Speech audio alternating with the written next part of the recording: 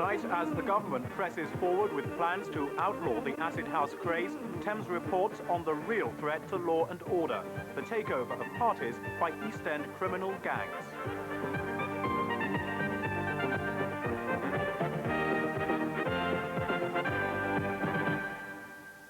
Hello and welcome to the first Thames Reports of 1990. We devote the whole of our programme tonight to an investigation of the acid house craze, not the cat and mouse contest between home counties police and youngsters with a taste for all-night parties, but to a much greater threat to law and order. We've been looking for the hidden hand behind many of these parties, and what we've found puts a worrying new perspective on the official crackdown. There's a determination to snuff out the acid house craze, but that runs the risk of driving it deeper and deeper underground. And as Marcus Powell reports, that's where the biggest danger lies. Acid house, the music that inspired a cult and official outrage. Pursued by the headlines and the police, partygoers are in retreat. Big outside events are being stopped, so they're back in the clubs where it all began. The all-night dancing itself may be quite harmless, but there's a more sinister reality. Parties like this are being taken over by criminal gangs. In a West London recording studio, disc jockey Evanson Allen is trying to build a new career as a singer. He used to organise parties, but was forced into early retirement at gunpoint. Armed criminals took control of his unofficial business as he refused to work with them. The mafia's got involved, and instead of it being like nice parties, like where it was like strictly for dancing, like the firms have come in and they started pushing drugs and getting heavy and taking over the parties and literally putting guns to people's heads, like taking money away. Like instead of it like being like a fun place, it was a place where you have to start worrying about like the villains from like the East End of London moving in on you. I've literally had guns to my head, and like other people who have worked for me as well have literally had guns to their head and been told either you stop or find yourself like a part of a motorway or in a ditch somewhere. And like they mean business, they really mean business. At a special intelligence unit in Gravesend, police are concentrating on stopping parties in the southeast. They've uncovered a catalogue of crime and are starting to build up a picture of organised gangs at work. Even though the intelligence office has only been running a few months, we've got some very firm evidence about major criminals involved, major criminal organisations, drugs, protection rackets, all at the background of these parties. The partygoers themselves are left in the cold, unaware of the extent of criminal involvement. There are huge profits to be made, both legally and illegally. The music and its fans have taken over Clubland. Here at London's Astoria, they have to turn away up to 1,000 ravers every Friday and Saturday night. Those who do get in face a military-style inspection. It's all part of a night out. Here, a properly supervised security firm check for weapons and drugs. It's drugs that have been at the centre of official concern, as most parties don't have security like this. Away from licensed clubs, so-called security firms are as likely to sell drugs as search for them. There's no doubt at all that the traffic in drugs has been one of the major reasons for the running of these parties. And that, as I say again, is one of the main focuses that we're pursuing. The pursuit of those who organise parties to push drugs led to this police raid by more than 100 officers. Operation Seagull was launched from Greenwich Pier 15 months ago. These pictures, released for the first time, show the culmination of months of undercover police surveillance on party organisers from London's East End.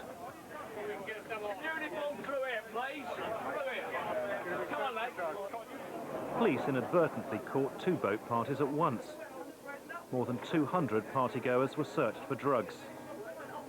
Undercover officers had mingled with the guests while the boats were preparing to leave and tipped off the raiding party. Everyone on board was questioned or searched. 18 people were arrested and 9 have so far been fined or jailed for drug offences. While the partygoers were escorted away, the search for drugs continued, although some had already been thrown overboard. But inside the boat, drugs littered the floor, just left where they were dropped. thousands of pounds worth of cocaine, ecstasy, LSD and marijuana. This man was searched and released that night, although later, following a nightclub raid, he has been charged with conspiracy to supply controlled drugs. This man, Clive Reynolds, was strip-searched and found to have 58 ecstasy tablets hidden in his underpants. He was convicted of possession with intent to supply and jailed for 4 years. The man who helped organise the party, the so-called Lieutenant, Leslie Thomas, was convicted on charges of conspiring to manage premises where drugs were supplied. Last month, he was sentenced to 6 years. The General, Robert Darby, planned the party and faced similar charges. This former youth worker was condemned for encouraging youngsters to take drugs. He got 10 years. These were the first major convictions of party organisers. It's a warning to the others who are still organising paid acid house parties that they get caught, they're going to get 10 years plus. The maximum is 14. It was an excellent result. It's the first conviction of its kind in the country. Why do you think the parties have become so attractive for organised crime? Well, it's easy money, isn't it? If you're charging 10 to 15 pound for each punter, and you're selling ecstasy or any of the Class A drugs at between 10 and 20 pounds a tablet, that's a lot of money. Criminals who want to control the supply of drugs at parties must first control the parties themselves. The moves on the dance floor aren't the only ones being made, as behind the scenes, security firms are competing for control. The organisers here at Johnny's nightclub in Wood Green have found their weekly parties under threat. Outside, standing with the security muscle they officially employ to protect their interests, are new faces who seem to have taken over the door. I've got to search them anyway. I've been told to search them, all right? I'm sorry. This man was never employed by the party organisers, yet he's taken control. Guarding the area around the cash office, where the ravers part with £15 a head to dance through the night, are more new faces. The organisers didn't hire them either. The two black men here are unofficial security. They prevented the organisers getting their normal share of the takings. The organisers, called Labyrinth, have held more than 60 parties and so become a regular target for gangs trying to take their business over. Sue Barnes should have been the cashier at the party that night. When I got there, I was told by someone I didn't really know that I wasn't allowed in the cash box anymore. So I just thought, you know, I didn't really know what was going on. There was another security firm in there that I didn't know either. So the party was really taken out of your control, was it? Yeah, and it was just a terrible night. It was rubbish. I mean, most of the people that were in there were coming up to me and saying, like, what's going on? Because they noticed a distinct change. There was a sort of atmosphere in there. We didn't have our usual DJs finishing the party. Back at the party, the ravers were mostly unaware of what was going on until the organisers announced it was all over. They'd pull out rather than stage parties. Others could take over. By the way, this is the last night at the Labyrinth, all right? This is the last night the Labyrinth's been here, people. Labyrinth have had problems before. At an unofficial warehouse party here in the East End, organiser Brian Semmons used local security, not a firm you'll find in the phone book. People as underground as the organisers, people offering protection at a price. When the price wasn't paid, the party was attacked. We'd had some problems a few days before with our security people regarding the amount of money they were asking us to pay and the amount of people that they said we required. And it had, for the few weeks before, been creeping up and smacked a little bit of protection to us. We just simply said that we weren't prepared to pay protection, and we weren't prepared to have disproportionate amounts of security staff here. It was sometime after midnight. Some youths came in who were obviously known to the security. Those youths were armed, but security let them in. What happened next terrified partygoers. This man was there that night and remains too frightened to be identified. There was just chaos. There was just shouting, screaming, people getting cut, hit with bottles flying everywhere. No sign of security, music stopped. It's just pitched battles all over the place. About 4 white guys were attacking this one black guy with dreadlocks. That's the real part I remember. And you see him chopping him with machetes and bottles and sticks and koshes. That victim was Desmond Edwards. He nearly lost the sight of an eye and suffered 15 other wounds. I had 3 cuts across my head, 2 in my arms, shoulders, legs, across my eye, in my eye. Nearly lost the eye completely. I was in surgery for about 3 hours to try and save my eye. I've lost half the vision in my right eye. I can't see as well as I used to out of it. I don't think I ever will. 2 people have been charged with this one attack, but witnesses are hard to find. Many people didn't report their injuries or what they'd seen. A few of them were very distinctive. You could tell them, you know, I could recognise them if I saw them again, but I wouldn't. Because, you know, why do you identify people like that? Because I don't want no backlash. Don't want no backlash off them. Just don't want them coming after me or anything like that. A friend of mine got hit and all. He had 9 stitches down one side of his face, all for saying what's wrong. They just didn't care. They were like thugs. Did your friend even report that he was injured? When we got home, we took him to hospital and he got patched up. In the area of the attack, Canning Town, police face a wall of silence. It's an area where gangs and racketeering are almost a way of life. This was not an isolated instance of random violence. That somewhere along the line, I and my people were taught a lesson for not paying the right money. It just seems too coincidental to me that on the week that we have a problem, in the amount of money that we're prepared to pay, we should suddenly find that such an appalling act of violence is perpetrated on one of our parties. So, who is behind the takeover of Acid House? Last October, police raided the Echoes nightclub to break up a gang suspected of major criminal involvement in parties in the East End and beyond, people previously linked to football hooliganism. After months of undercover work, they made this and 6 simultaneous raids. 46 people were arrested.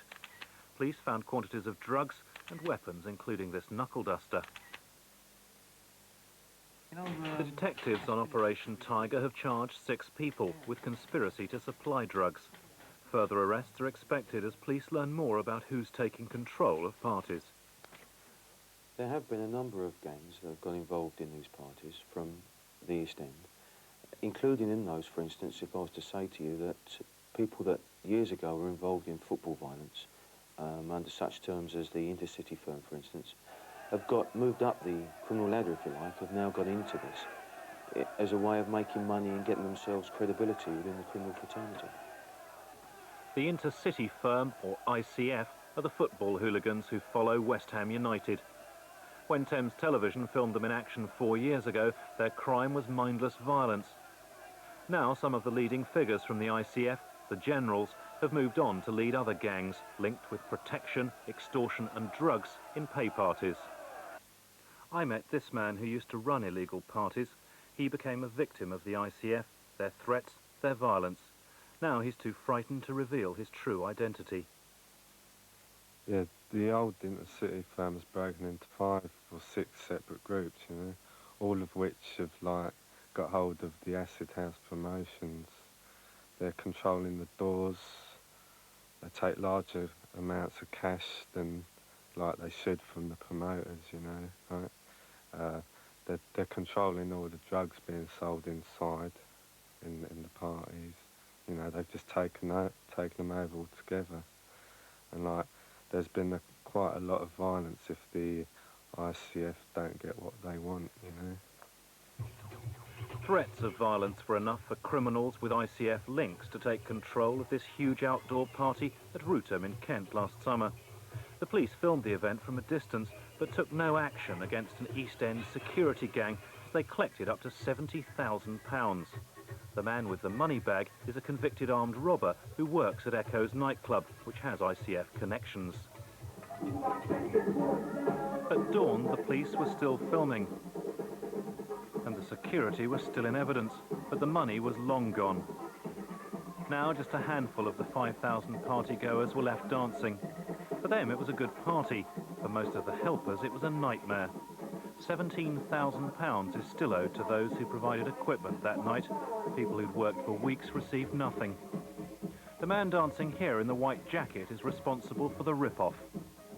This is Richard Robotham, the party organiser and a convicted drug dealer. He changed the security from a legitimate firm at the last minute, conned people to work for him and left a string of unpaid debts. This man helped stage the party and saw the criminals take control. Months later, he still fears reprisals if he's identified. Villains from the East End took over security. They just completely took over the party and people were threatened. It must have been Richard Rowbottom and the Intercity firm, or East End villains, whatever you call them, working together. Richard Rowbottom got the whole thing off the ground, and then these people came in and took over. They must have been working together because at the end of the day, nobody got paid. To promote the parties they control, the Intercity firm set up a pirate radio station. Yes, London, if you just joined us, a good morning. You're locked into Centre Force 88.3 FM. Centre Force Radio was used by the ICF not just to advertise their parties, but to give out false information and sabotage other people's events. Centre Force became much more than an ego trip for its backers. They quickly attracted police attention for promoting parties and the use of drugs. We are about to take you into the world of the LSD user. Police and government officials have now taken Centre Force off air 5 times. Transmitters were found on top of this East End tower block. But the ICF haven't quit the party business. In the end, the actual party was taken over by Centre Force Radio. Centre Force and the ICF. We've been going around telling people if we don't get 25% of your rate, someone is going to get hurt. People have been hurt in the past, so they're giving in out of fear. The same thugs behind Centre Force carry on unchecked. They've even attacked other pirate stations. Yeah, the sound of Dance 93 FM, broadcasting live across London town. Dance FM is the latest pirate station promoting the cult music. It may be illegal, but station policy here bars any mention of parties, let alone drugs. DJs from Centre Force wanted to get away from their ICF backers and join Dance FM. That provoked revenge attacks. The person I'm waiting to meet works with pirate radio stations and knows how the ICF took revenge and warned others. Hi Steve, thanks for coming to meet me. Centre Force decided to take Dance FM off air by nicking their transmitter. One person from Dance caught half a dozen of them coming downstairs with it. They went for him waving batons and Stanley knives, and someone took a swing at his face with a knife. So he put his hand up to protect himself and was sliced on the finger. The DJ who runs this record shop in Walthamstow used to work for the ICF at Centre Force. When he left, he was beaten up, a crime he's too frightened to admit even happened, and it was never reported to the police. The DJ left Centre Force some time ago and then he joined Dance. So they attacked him and gave him a kicking. They smashed his shop and turned his shelves upside down. And they threatened him and said if he went back to the station, they'd be coming back. I've heard one DJ being threatened with a gun. They got everything, and they're ready to use it. The police are only beginning to find out what's going on behind the parties, but they've spared no expense to stop them. A load of warehouses, obviously now the industrial side. Yes, that looks a good possible target. Helicopters are used to search the home counties for secret party locations. On Saturday nights, a more traditional approach is used to stop party seekers in their tracks. The roadblocks have succeeded in stopping ravers en route, but they don't help stop the real crooks. People dance! Dance! People dance! The government plans to crack down even harder on party organisers with new laws by the summer. It wants prison sentences of up to 6 months, fines of up to £20,000 and powers to confiscate organisers' profits. Government pressure which fuels a police clampdown. Our policy has been to stop these parties because they're unlicensed and because of our concerns for public order and indeed public safety. Now, as I've already said, to that end we've been successful. Yet those connected with the party business believe it's already grown too big to stop. People like Evans and Allen argue the police should target the criminal gangs, not take action against ordinary partygoers or promoters.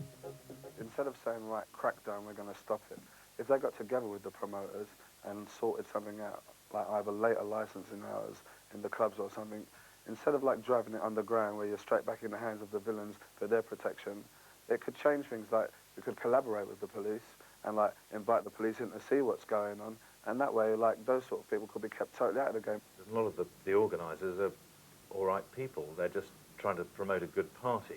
It's clearly the people that they have got working for them, with them, or take over their party, that's where the real trouble lies, and those people are going untouched.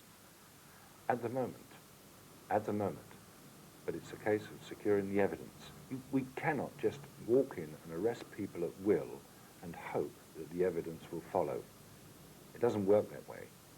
We have to be sure, we have to know what we're doing, and until we're in that position, we cannot act. If you worked with the organisers, proper organisers that you were happy with, surely then you could go in with every blessing from them and target specifically drug dealers and try and stop drug trafficking. We are involved in conventional investigation, securing that evidence, seeing witnesses, getting exhibits. That is going on.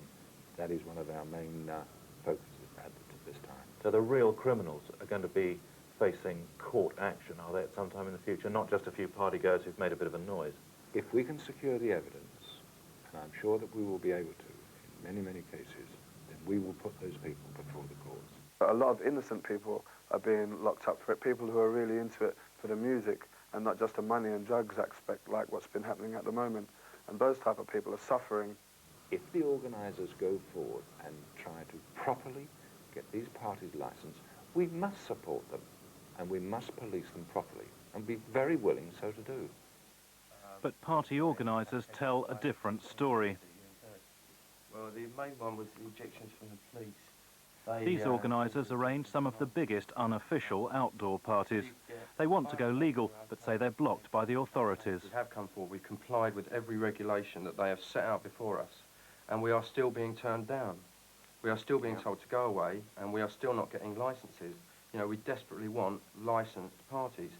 If the police were involved in the first place, it would stop out some of the criminal element getting into this particular field. But to do that, they've got to sort of give the consent to some licences to be granted, rather than put up objections all the time. So the obstacles remain on the party trail. Police tactics that may catch music lovers in motorway service stations, but don't do anything to stop organised crime moving in on unlicensed and unsupervised parties. As long as they treat me as an outcast and make me go underground, unfortunately I'm liable each time for the gangsters and the organised crime to come in and start taking over my operation. Despite official attention, the parties go on. In 1990, the government will continue their opposition to the licensing and proper supervision of all-night parties. So the duels with the police will continue. They may succeed in stopping a lot more parties, but will that catch the real criminals?